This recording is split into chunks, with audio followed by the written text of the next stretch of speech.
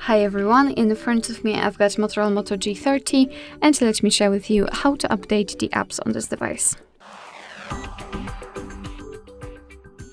So first of all, make sure that you've got the internet connection, it is required, and then we can enter the Play Store. So let me tap on it.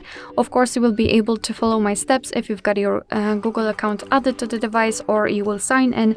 You can check how to add the Google account on our channel.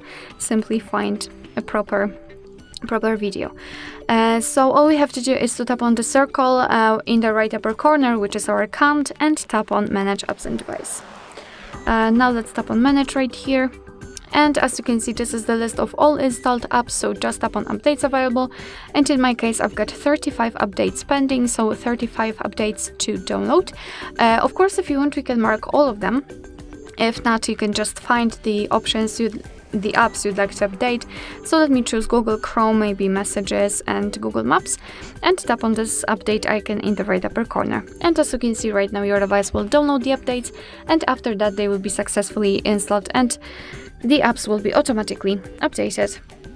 Alright, so that will be all. Thank you so much for watching. I hope that this video was helpful, and if it was, please hit the subscribe button and leave the thumbs up.